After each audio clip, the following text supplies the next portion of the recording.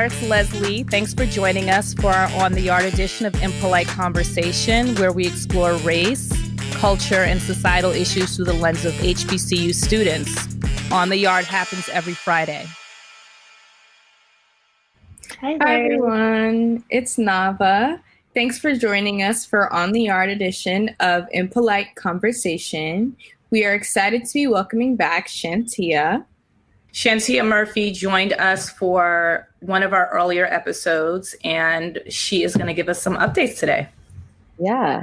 So the last 9 months have been a whirlwind of things that have been going on globally, within the United States, within probably your own head of things that are going on. But it seems like we're nowhere close to the end on our COVID-19 journey here. So last time we spoke to Chantia, we discussed whether or not you'd be attending Spelman in the fall and internships that you would possibly hope to have for the fall semester. Would you be able to update us on the progress or status of either of those things? So I was able to stay at Spelman for the fall semester, and I did finish the semester, and I got it was really a roller coaster ride. It was really tough, from signing up to classes and making sure like I can go to classes and stuff, and just thinking about, okay, how are we going to pay for this? Corona is bad, but there were some benefits for me, so I didn't have to worry about room and board and those kind of things with the cost. So that definitely helped. It was really tough in terms of like doing work. And then I'm an English major and a senior, so I had to write a 27-page senior thesis.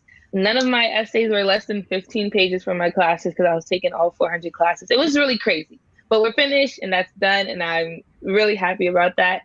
And in terms of internships, I started a fellowship with FOSTA. They help basically seniors and I think juniors, if you already graduated, to find like jobs and internships. And I'm currently interning at Understood for All. So they're a nonprofit that helps people with learning and thinking differences. And I'm the social media intern. And it is a paid internship and it's really cool. So I'm really thankful for that. Things definitely turn to the sunnier side. Yes, and we love to hear about a paid internship. Yeah, congrats on that, by the way. Thank you. So let's discuss the financial impacts of COVID. There was the CARES Act and Spelman's Emergency Fund, but now, nearly 9 months later, I'm sure most recipients are curious if and when they will be receiving financial relief. Have there been any changes in your financial situation that you would be willing to share? Yeah, my dad, he no longer works. And for my mom, she also works less hours due to Corona. So that's still the same as well. And then in terms of the CARES Act and any sort of financial relief, has that been able to help your family? Not really.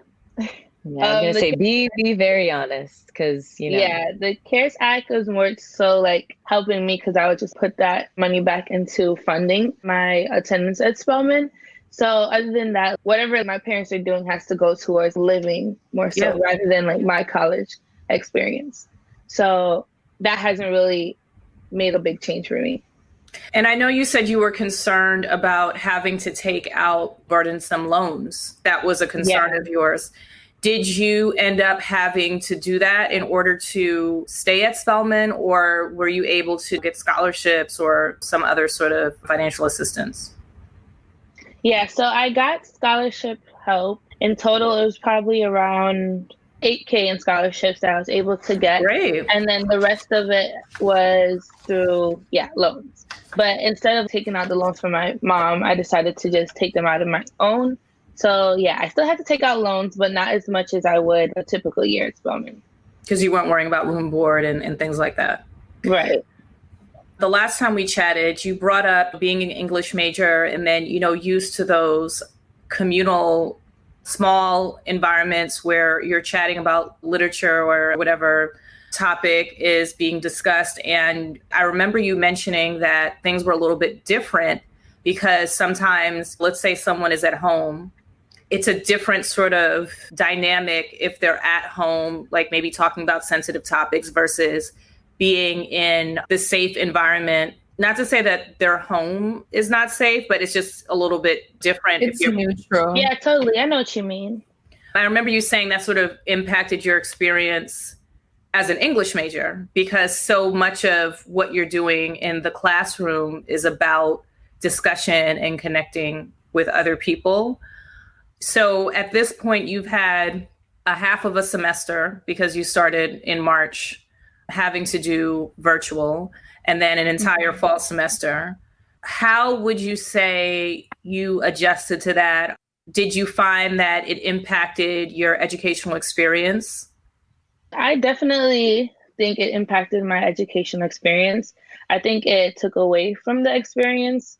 Those feelings still remain because class was less interactive, because not everybody had their cameras on, not everybody was in it, because it's just a whole like technology fatigue, being in front of like the laptop all day, even aside from what your environment looks like, just being on the computer all day, talking to each other all day through this screen. Something just doesn't feel organic or natural about doing that.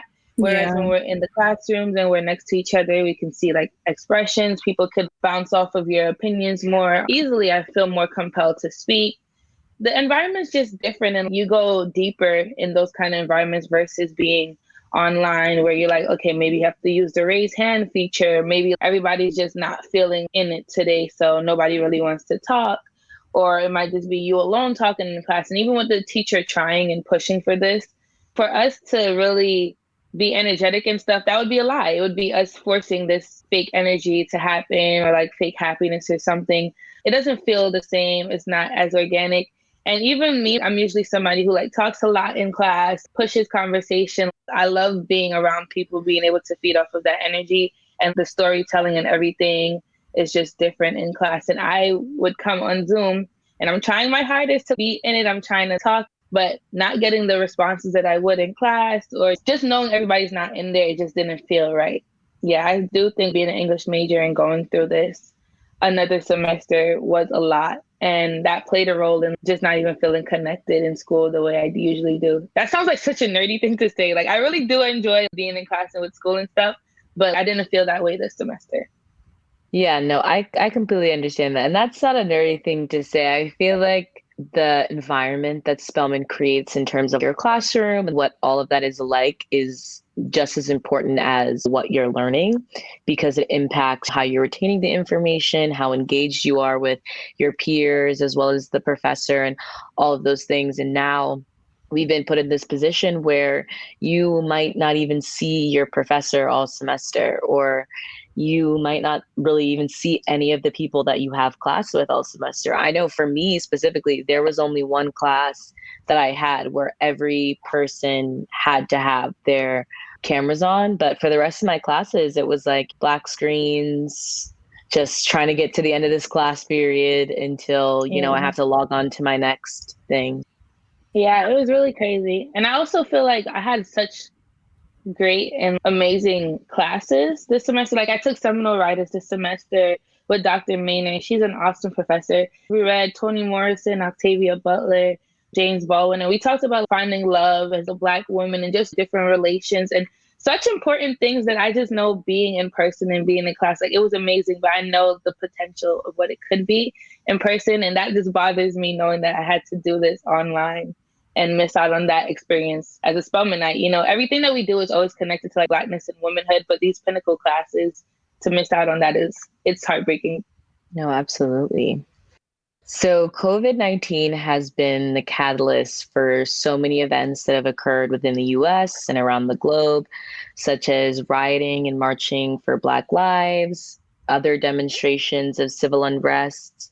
Social media has been the stage for the digital footprint for a lot of these events that have occurred during this time, such as versus events, some of which have become super spreader events, which I feel like defeats the purpose of what the versus is supposed to be. It's supposed to be like a virtual battle, but somehow has become in person, especially in cities like Atlanta, in places like Georgia, where the government within those states has a really lackadaisical view on how people should be interacting during this time.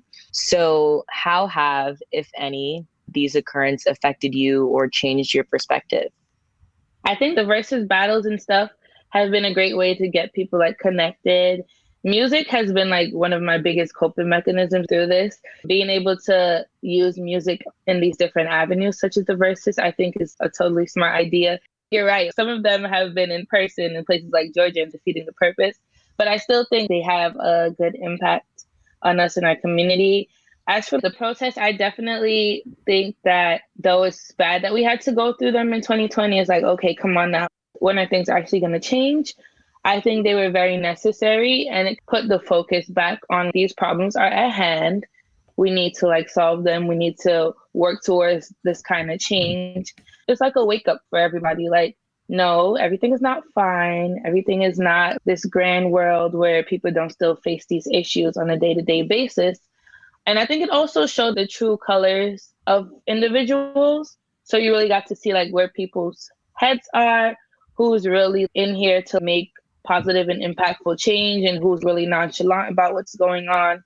So aside from focusing on the changes that need to come, it also allows people to think about the company they keep. I think that was something really big. Like, who is somebody I can see myself growing with? I could see better coming from this person. Like, we share the same kind of views on what needs to change, have the same kind of drive, versus, okay, who have I just been pulling along with me is not helping me to grow and make those kind of changes. So it's been a big time for self-reflection, who you keep around yourself. And jumping back to the verses, also I want to shout that out because it gave my org and I a good idea to do like these kind of Caribbean verses with each other. So we went on live and we did things with Popcorn versus Alkaline. What organization are you in? Oh, AUC Vibes. So it really inspired us with that. And we got to do a lot of other cool virtual events on AUC Vibes. So you guys should go check that out, AUC_vibes on Instagram. But yeah, it brought a lot of thinking, a lot of growth, definitely a lot of tears and sad moments, but I think it was worth it. Yeah, absolutely. And that's so cool to hear how the verses inspired your org to do stuff, because I know something that has been hard for a lot of organizations. I can really only speak to Spelman and Morehouse or the AUC, but that there has been like a low engagement because of everything that's going on, which is very understandable. But at the same time, it's, the freshmen don't really have any idea of what's going on campus. Their first semester being acclimated into the AUC was virtual. It's the same thing for class of 23, Nava's class. They had their entire year, but specifically spring semester sort of just cut off and not really experience anything. And now coming into sophomore year, maybe not really knowing what orgs you want to join or be a part of, or just things that you're interested in, not having that same environment to just easily navigate all of that. So knowing that there were orgs that still tried to make that effort, even if it fell flat in some ways, that they were just attempting that. And AUC Vibes, you host a really big event, right? I've heard about it. Yeah, we host a lot of this would usually be one of our biggest times because it would be homecoming in October. And then we have a week of Vibesgiving, which is the week before Thanksgiving. And then we end it with like this big dinner and stuff with each other. And then we do something for the Christmas holiday. So I know it was really stressful. Everybody's like, oh, this sucks. No Vibesgiving, no this, no that. And so no Juve. I was waiting for you to bring that up. Yeah. That's usually in the spring semester. Really tricky so Nava has never been to a Juve. Really? Everything that happens in the spring semester after spring break, I have just not experienced at all. Oh, yeah. Yeah, after March. Wow. And that's crazy. It's funny too, because Juve is actually no longer a Vibes thing, though we are looking to support it, but it's been moved on to Morehouse being in charge. And now AUC Juve is like its separate cohort. So we wouldn't be spearheading it, but of course, a lot of people still think we do. I understand that. And I still like I still thought you guys did. So this is actually news to me. Yeah. I don't know if you remember, like there was a whole thing about Juve last year too, and like the changes and stuff. What was the whole thing? I think you had to pay for it. It was like paying for a ticket, and there was like different types of tickets, but it was like really weird because it was like, this is just like an event that happens for us. Yeah. So like, why are we paying for it? It was super crazy. And then a lot of people were coming to Vibes like, what are you guys doing? Like, why are you doing this? And we're like, it's not us anymore. So sorry. But yeah, I heard they had to pay, and then there's different rules, being that it's more house administration over it, and just a lot of stuff. I don't even remember everything that was going on, but it was like a hot topic. Yeah. But I wish that you would have the experience to go there, because it was a great time when I went. Everybody has their flag, just like paint being thrown all over. You're supposed to come in all white, but people come in whatever, and then you leave and you're just a hot mess. But you had a great time, so it doesn't really matter. Fingers crossed that you still get to go and see Hopefully it. You have 2 more years. So we are officially in the holiday season. Like you can see, I'm being very festive with my hat. So I know that many of my friends and extended family have been unable to celebrate in the manner that they usually do. So how has COVID-19 impacted your holiday season thus far? It has definitely changed so much, like being able to see my family or hang out with my friends to the extent I used to. So even my sister and her family, so I have my nephew and my niece and then her husband, they live in Philadelphia, and we usually spend every holiday together. And I have not seen them for a year because I wasn't seeing them because of school, and then came back with Corona and haven't seen them for a year. And I love my niece and my nephew so much because we're not really that far in age. I became an aunt when I was like 6 years old. So like I see them as my little siblings, and it doesn't feel right not seeing them. So that definitely has played a toll on me. I really miss them a lot. And even like seeing my sister and my brother-in-law. So that really sucks. Yeah, that's the biggest thing that has impacted it. Like I still am with my parents, and my brother comes by as well. So I'm the youngest. I have a brother and a sister. And so my brother's been able to come by, but I haven't been able to see my sister and that side of the family. And sometimes my parents decide to go to Jamaica or something to visit over the winter to see my family out there. And we also couldn't go there this year. So a lot of changes, a lot of unfortunate changes. But we still may do with whatever like we have, and being around each other and still find ways to make fun out of it. I FaceTime my sister on the holidays or every birthday and all that kind of stuff. We still call back in Jamaica to see how everybody's doing. And a lot of my friends live nearby in Canarsie. So though we can't hang out to the extent or be inside the house because, your family's in there, you don't want to expose them to that. I still get to see them when we had outdoor dining and stuff, but that's closed again. So I don't know. Everything's all a question mark again. Big question mark. So do you have any resolutions or hopes or goals even for 2021, since we're only a few weeks from entering the new year? And we're like, 6 days from Christmas now, I think? Let's see. So for 2021, I feel like this is everybody's wish, but just for Corona to say her final goodbyes, his, her, theirs, I need you to be gone. To just leave. Like, there's multiple doors open for her at this point. But aside from that, I do hope to actually start my podcast. I've had a podcast I was supposed to start since the summertime, and then school came and I was like, well, maybe not now. So I keep pushing that back, and I really need to stop. What are you going to be talking about? Taboo conversations in the Black community. So that's really what I'm trying to hit on. I have some ideas in place, topics for episodes, but I recorded one. It wasn't really taboo, but the one that I recorded was basically friendships and cliques within friendships with some of my friends. So I didn't edit that. It's literally just been sitting there. So I need to do something with that. So that's one of my resolutions, to finish the semester at Spelman strong, to have a job by the time I'm graduated. That one. Amen. Media communications. Yes, Zuri. We're going to get this. It's going to happen. We're going to be good. We have to. For our graduation to be good, that too, because we don't really know what's going on with that right now. Mm-hmm. So I hope that's good. I really want to travel 2021. Just self-growth. Just continue growing, knowing yourself and becoming comfortable. I think that's something that we didn't really talk about.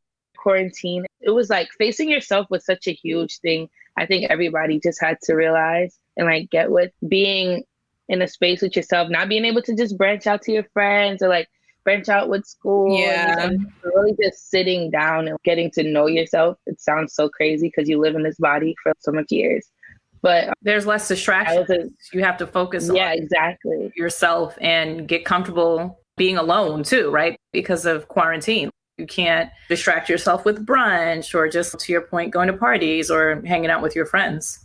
Something I noticed was people who don't usually have hobbies because of school assignments, just Like like just not life having that- time. Yeah, just not having time to do things that provide them stimulation that are not for a specific purpose other than just their own enjoyment. So I think that's another thing that people have been discovering during this time.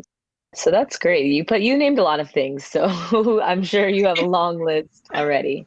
So since you are a former guest, you know that we usually ask at the end of every episode, where would they eat on the last night on Earth?